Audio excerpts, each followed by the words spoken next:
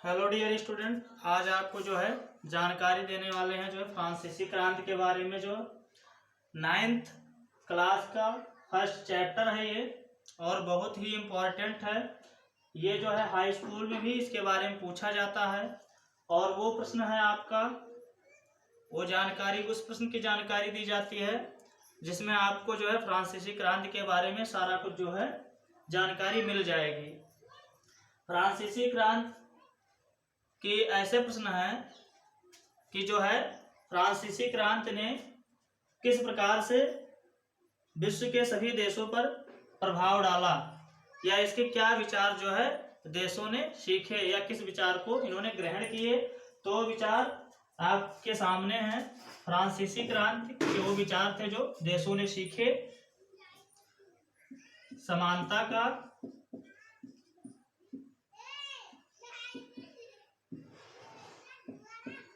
स्वतंत्रता का, बंधुता का, ये तीन जो विचार थे सभी देशों को बहुत ही अच्छे लगे। किसी भी देश में ये नहीं चाहते थे अब लोग कि जो है समानता की भावनाओं को हटा दी जाए। फ्रांसीसी क्रांति जो है, एक बार फ्रांसीसी क्रांति पर जो है हम नजर डाल लेते हैं। ये लिखा है 14 जुलाई 1789 ईस्वी जो है फ्रांसीसी क्रांति की जो है बहुत ही महत्वपूर्ण घटना है ये। इसी दिन जो है फ्रांसीसी क्रांति को जो है निरंकुश शासन से आज़ादी मिली थी। इसी दिन लोगों ने जो है बस्तील के दुर्ग को जो है जलाकर राख कर दिया गया था। वहाँ की जो कैदी थे बस्तील दुर्ग में, उन्हें आज़ादी मिल गई थी, और बस्तील के दुर्ग के जो शस्त्र गृह थे उन्हें लूट लिया गया था और दुर्ग को जला दिया गया था। उसी दिन को जो है इतिहास में फ्रांसीसी क्रांति का नाम दिया गया, 14 जुलाई 1789। उसके बाद फिर जो है वहाँ पर गणतंत्र स्थापित हुआ, शासन जनता के हाथ में आई, और जनता ने जो है अपना राजकाज चलाना शुरू किया। अनेक प्रकार की जो सामाजिक व्यवस्थाएं बदली गईं, जो भी जन्म सिद्ध अधिकार लोगों को प्राप्त होते थे, जैसे वहाँ कुलीन वर्ग थे। क्या थे? कुलीन वर्ग थे। फ्रांसीसी क्रांति 3 वर्गों में विभाजित थी: कुलीन वर्ग, पादरी वर्ग और मध्यम किसान वर्ग। मध्यम किसान वर्ग, ये कुलीन वर्ग जो पहला वर्ग था, ये शासक वर्ग था, ये शासन व्यवस्था संभालता था, और इन पर मध्यम वर्ग और किसान वर्ग पर पूरी तरह अत्याचार करता रहता था। पादरी वर्ग, ये भी केवल चर्च के कामकाज को देखता था, इसे भी जन्म सिद्ध अधिकार प्राप्त था। इसे जो एक मेन कारण है, दोनों में इनको भी कर से छूट थी और इनको भी कर से छूट दी। किनको? कुलीन वर्ग को और पादरी वर्ग को। इन दोनों को कर अदा नहीं करना पड़ता था, केवल कर अदा करने का काम मध्यम वर्ग का था। मध्यम वर्ग के ही जो है कर से पूरे देश की जो प्रशासनिक व्यवस्था थी वो संभाली जाती थी।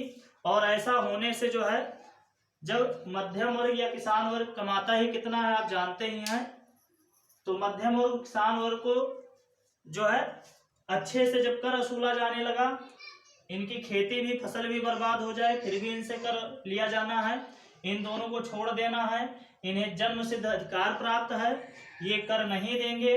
पादरी वर्ग को जो है टाइद नामक धार्मिक कर वसूलने का अधिकार था।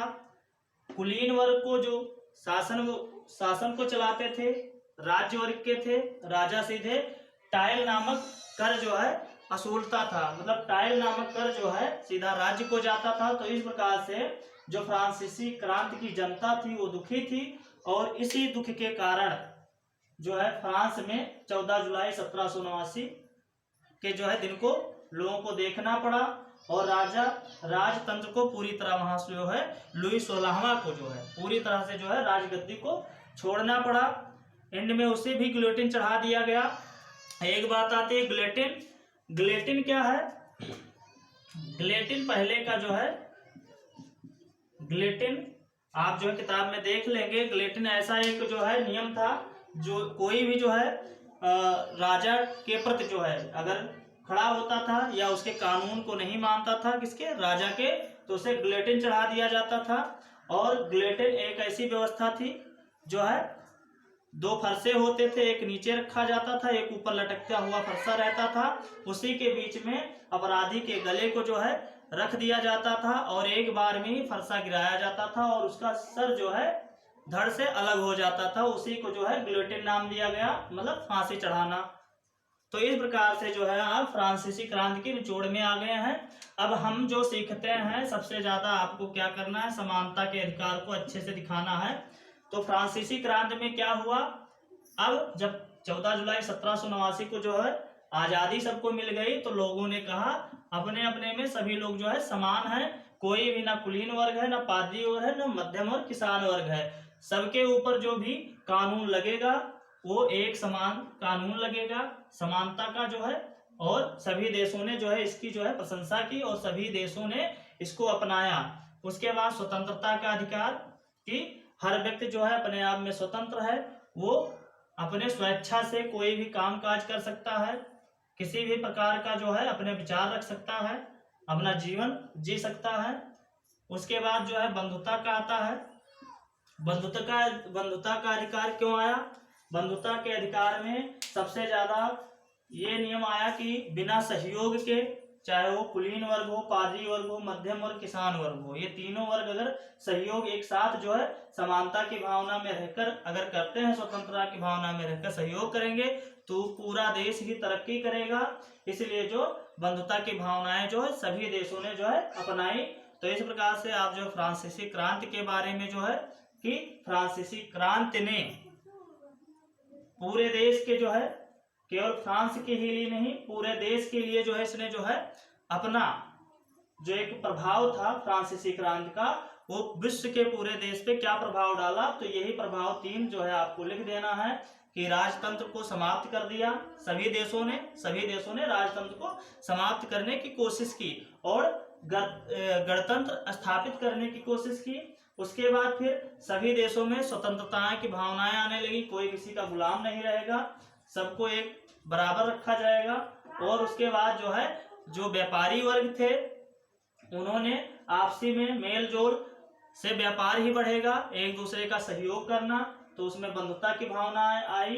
तो इस प्रकार से आप जो है 4-5 हेडिंग बहुत अच्छे से जान सकते हैं। कौन कौन से, राजतंत्र को खत्म कर दिया गया, मतलब पूरे देश में जो है राजतंत्र को खत्म करने की जो है पूरे देश या पूरे विश्व के देश ने राजतंत्र को खत्म करने की ठानी। उसके बाद गणतंत्र स्थापित किया 2।